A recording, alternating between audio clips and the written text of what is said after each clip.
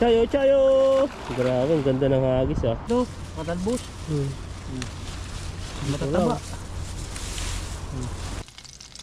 Gawin na po natin yung gulay. Tikim time. Yun, sarap na. Good news nga po pala yung mga nagmi-message po sa akin. Hiring po ngayon sa sa Teco. Dito sa Taiwan. Mas malaki ang sahod po. Nasa 65 to 70. Ang trabaho yung mga hospitality, yung mga cleaner, housekeeping. Woo! Paglalakad po namin dito, talagang namamatay na yung mga gulay. At ito na lang nakasurvive. Ang puno niya ay payat. Tapos may ganyan. Kunin ko na. Kunin na natin. Isa. Ito, may kalabasa pa dito bro. Kalabasa. Tayo natin to. Kaawa naman, wala siyang foundation. Tubigan mo ito pa. Ayun pa. Ay, kalabasa ba yan? Oo. Grabe naman ito, mamatay na rin. May bulaklak pa rin. Bansot yan. Ganda pala yung walang nag-aalaga. Mamamaya, tas naninilaw. Kaya alagaan po nyo yung mga nakikita nyo yung solo.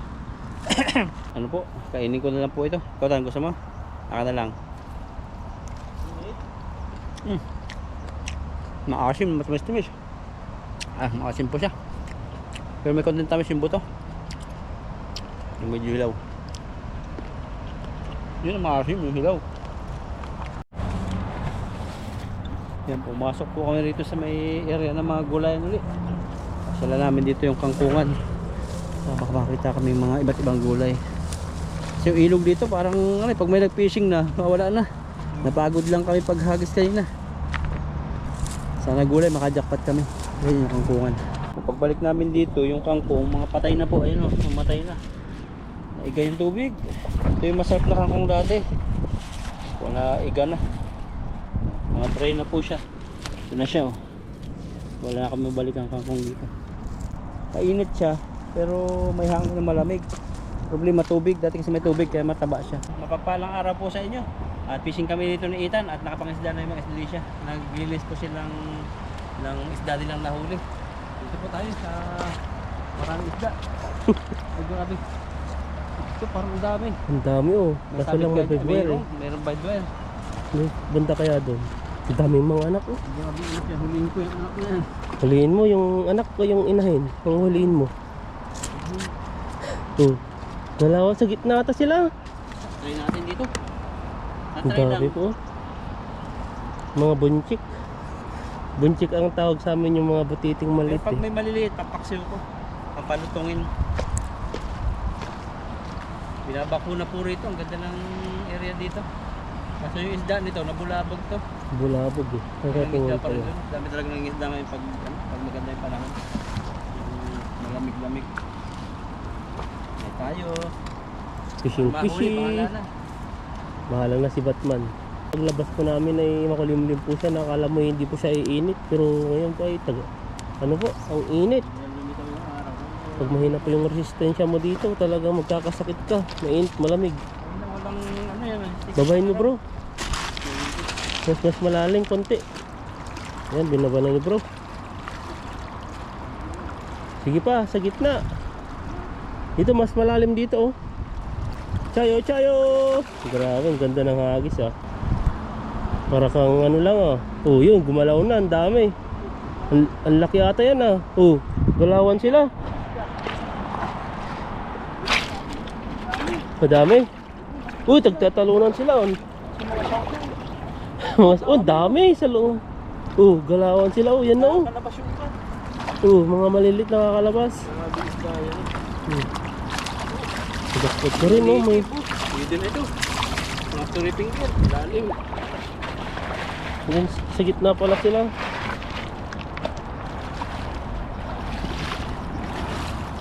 Bago yung ilog ko kasi. Dati malalaki ito eh. Ano yung nahuli mo? Wire? Huli ako ng...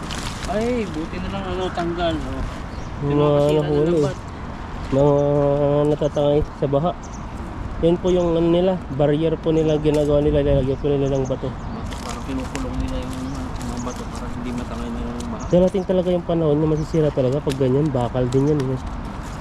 Ano kaya mas magandang ano dyan, ilagay na? Plastic naman, nalutong din yung plastic eh. Hmm. Gold. Gold? Yun, Hindi mas lalo na yan, Kaso, kukunin yan. ng mga tao, no? Ang mahal na ng gold ngayon. Oh, nagmahal nga. Nasa Grabe. 8,000 per gram na ata. 8,000, 9,000. Imbes magmahal. Saka, pero pangit ngayon magsanla eh. Yung Bakit? gold namin nung nakaraan, nung alis ko eh, nagsanla rin kami. Tapos ngayon, nung tubusin nung may mga butas na. Kasi uso pa lang ngayon yung gold ngayon. Pag yung mga kapal na gold, hindi purong gold. Mayroong parang buhangin na hindi gold sa loob. Kaya ngayon, binubutasan yung mga sinasanda.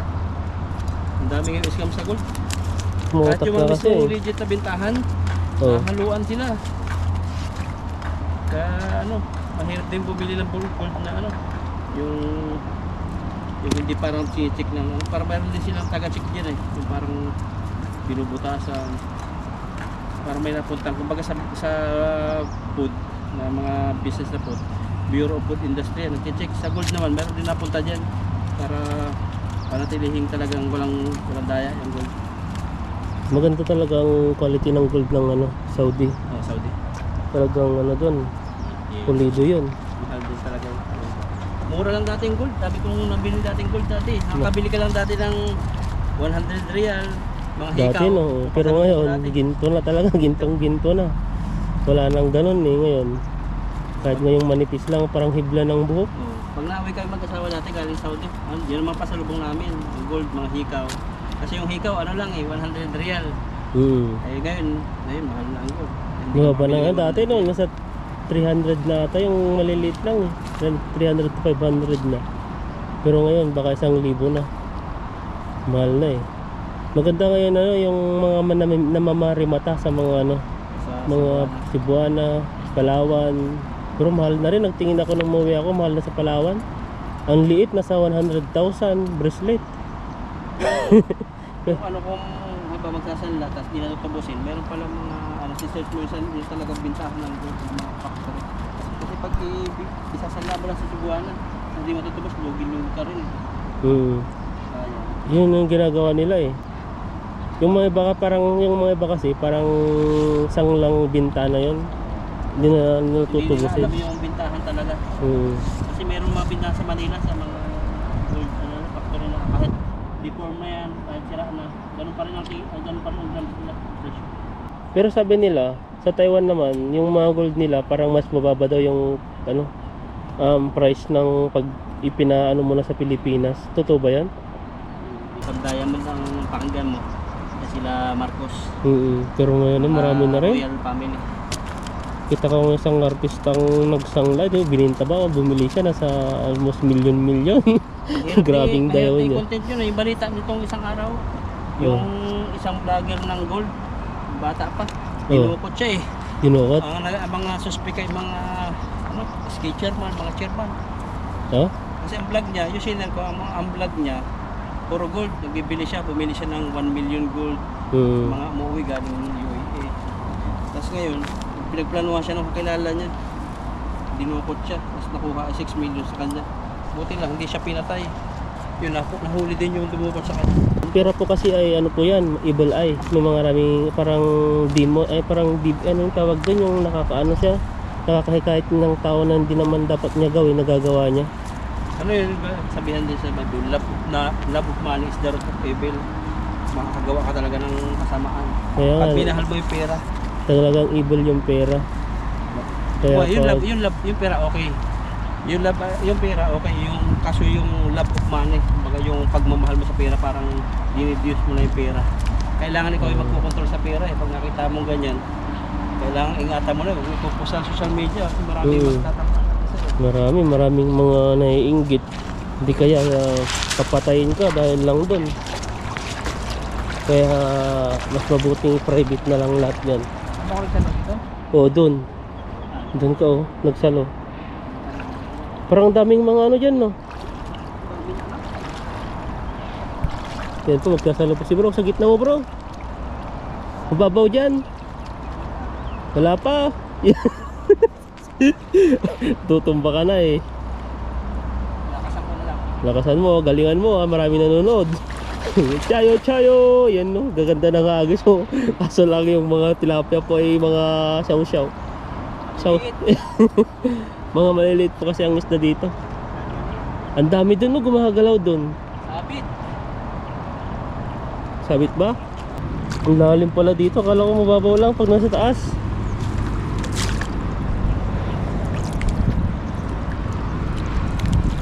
Tanggalin po natin. Sabit pala rito. Sabit. Ang ganda po dito sa taas, oh. Tulay po yan. Ganyan po katibay po yung ano nila dito. Tanggal na rin. Tingnan ko po kung may huli. Kasi sumabit. Huli yan. Kunti lang natira. Tara, tingnan natin. Mahirap makahuli ng marami.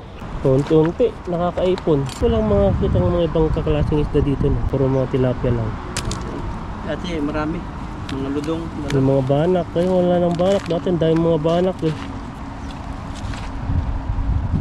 Silid na po natin ito. Okay na sa akin ito. Kahit konti lang. Dalawa. Tatlo. Apat. Lima. Anim. Maliit masyado. 7. 8. Kawalo ka pa. Siyam. 10. 11. 12. 13. 14. 15. Grabe. 15 lang. Pwede na. Kaya ito pang sarili po. Hindi tayo makakapagdala ngayon sa pagdideliveran pang araw-araw lang sa pambigay din natin ng konti doon sa kasamahan sa dorm. Yan, tuloy na po kami ni Ethan. Dagdagan na po ito ng magulay-gulay. Yan, sige po. Pitasin po natin yung mga talbos ng kalabasa. Pabidyo tayo kay Ethan. Wala na pong bunga to eh. Kaya puro talbos na lang tayo aasa. Daming talbos siya eh. Oh, magandang talbos niya. No? Matataba kaysa doon sa kabila. Pwede na to. Mamatay na rin doon. Daanan lagi ito ng fishing. Fishing. Ito ko kinuha yung mga bunga-bunga. Masarap din pala siya. Bunga siya doon, no? Saan pa? Saan? Bunga. Pwede na yan. Ito ganyan. Bunga natin. Masarap yan, mas masustansya yan. Oo. Kasi yung buong kalabasa. Pero ibang ano talbos. Ano natin? Yung kunin. Yun. Grabe. Ganda. Ito. Kunin ko na ito. Kunin mo na, ano, dalawa, magkabila pa. May talbos pa. Yung isa. Baka mabukas. Ito. Matalbos. Matataba. Saan ka pa? Sa Taiwan ka na. Mukha ka lang ng gulay-gulay dito. Gulay lang. Hindi po kami naghihirap pero masarap po talaga itong talbos na ito. Nahulog na tayo dito. Yan o. Oh. Lalhaw po ito sa mga ulam-ulam natin, mga karne. Gulay na naman. Yan. Kung ano pa. Yan no, dito na po tayo sa bahay at nakaligo na. At start na po tayo magluto ng ating nahuli. Ito na po yung tilapia na ating hiniwa-hiwa na. Nalinis natin sa ilog. Ito po yung nakuha nating gulay. Ito na po yung kamatis na nakuha natin sa ilog. Marami po doon sa itaas ng rep. Tapos may tanglad tayo, bawang, sibuyas. So, magsabaw tayo ngayon. Piprito po muna ito tilapia bago natin sabawan. Tanggalin ko lang ng konti yung lansa. Prituhin lang po natin dito at maghimay na tayo ng gulay. Malaki po ang palitan ng dollar ngayon. Yan, mataas po ang palitan ng dollar ngayon sa Pilipinas at yung mga nasa Middle East o Saudi Arabia. Mataas din po yung real at mga palitan. Pero malaki po ang impact niya sa atin sa Pilipinas. Matutuwa tayo na OFW kasi malaki po yung pinapadala natin pero maraming apektado po sa Pilipinas kasi bumababa po yung ating ekonomiya yata yun. Yan. Nahimay na po natin yung gulay. Konti na lang yung natira. Kasi parang iniwasan ko yung sobrang matigas na.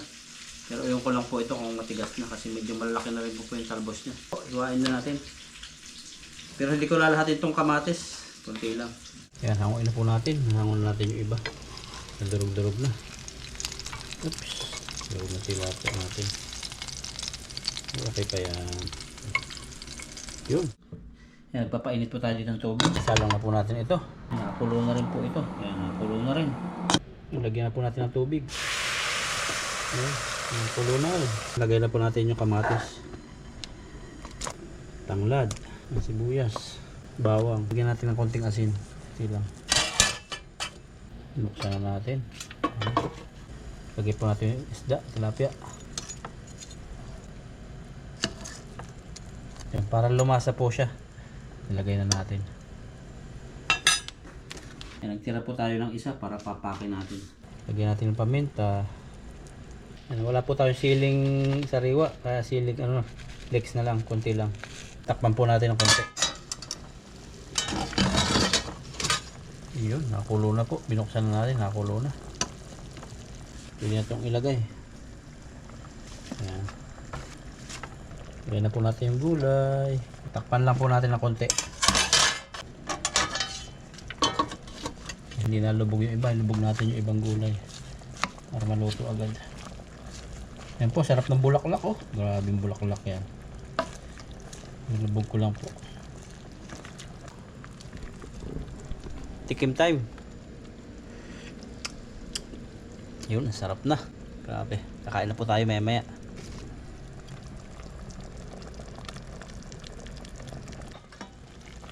Wow, luto na po yan. Patayin na natin. Yun, kuha tayo ng naputol pa yung tilapia.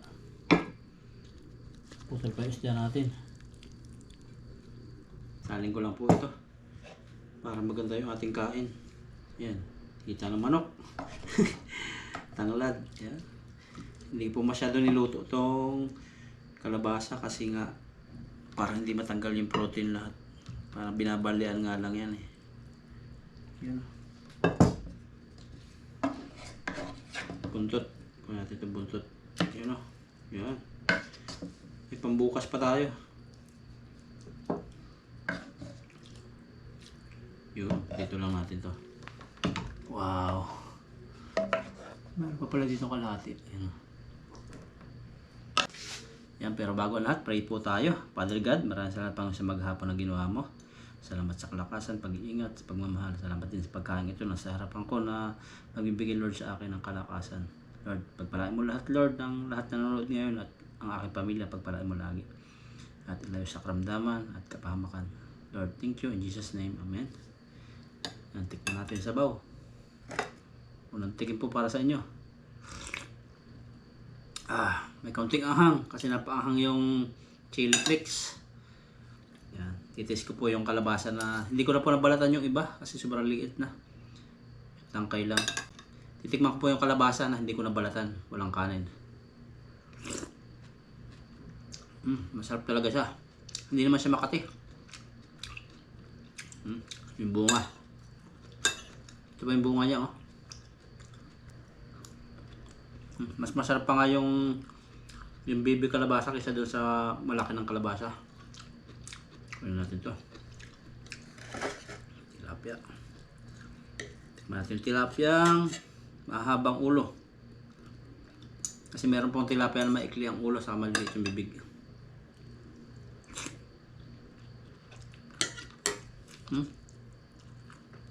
Sunod. Pwede. Sarap. Kain po. Kuha na po kayo ng plato. At kayo kumain na po kung kayo kadarating galing trabaho. At kung kayo hindi pa nakain, kain na po kayo. Masarap po itong bulaklak ng kalabasa. Lalo po itong maliit pa na kalabasa. Mamatay din lang po kasi ito. Nalalanta. Sarap.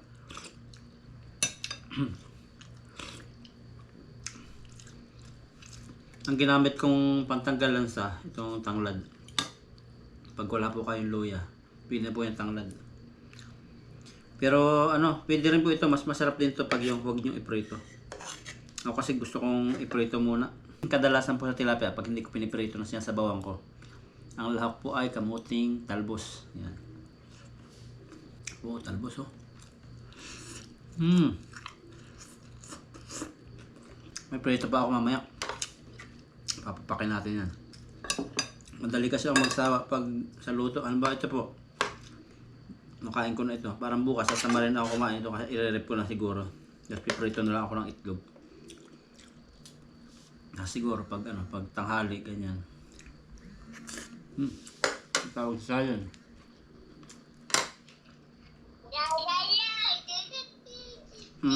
Nakain ako. Ngayon, nagbablog si Papa. Totoy! Nasa Totoy? Nasa Totoy, oh. Kain.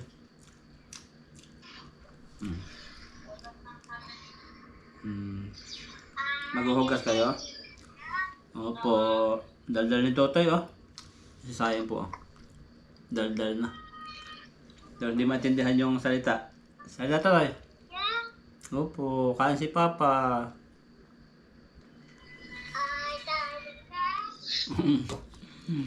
Opo, nakain si Papa. Yan po si Sayon, ano? Sige, Sige na, maghuhugasan. Bago matulog si Sayon, sanay na nag-aaya na sa CR yan. Basta magpahugas pag 7:30 na. O kaya alas 7. Sa agang gigising. Nagising alas 6. Nabili ko lang po dito Ricardo lang, sibuyas, bawang. Ang tanglad po rito, hindi kami pagtanim kasi pagtitinda, ganyan, putol talaga. Sa palengke, wala akong nakikita may ugat.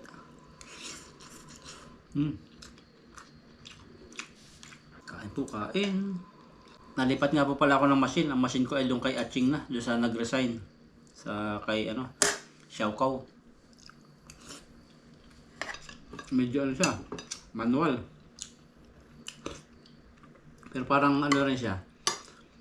Parang manual din po siya, pero ngayon parang madali ko na ma-adapt yung mga tinuturo. Hindi katulad dati na sobrang hirap.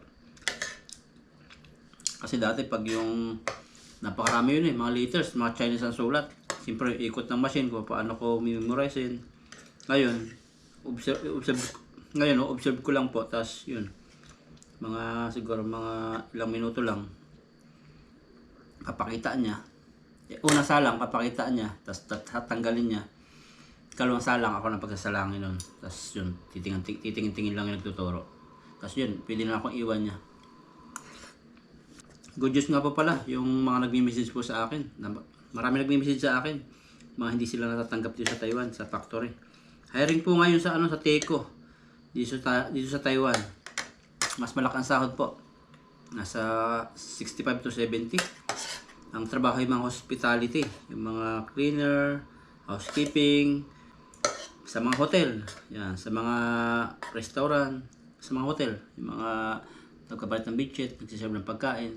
Hiring na hiring po ngayon. At maganda po yun kasi libre po, walang gastos. Libre po yun, walang gastos sa placement fee. Medical siguro, hindi ko alam kung sa inyo na o sa Taiwan pa rin. Ang applyan po ay government to government. Sa TECO po yun. I-search nyo po yung TECO. TECO. Punta po kayo doon. Hindi lang po hospitality yung hiring, pati farming.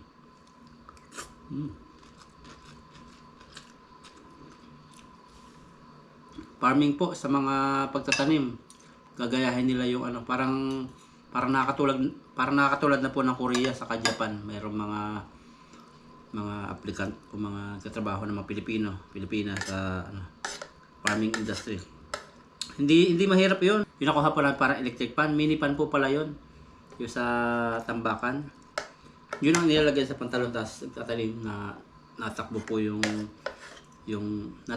pan, kaya hindi masyado mainit. Saka dito yung klima parang Pilipinas. Hindi katulad sa klima sa Saudi Arabia, sobrang init. Kaya niya po. Mas malaki ang sahod. Meron mo, sasahod ka ng mga sahod 65 o 60. 65 yata alam ko. O 70. Pantay-pantay po yun. Mga haba farming, pantay-pantay yung sahod niya. Habang January 1 na-increase po yung sahod dito ng 2,000 sa peso. Kasi may mga kamag-anak po kayo. May mga anak.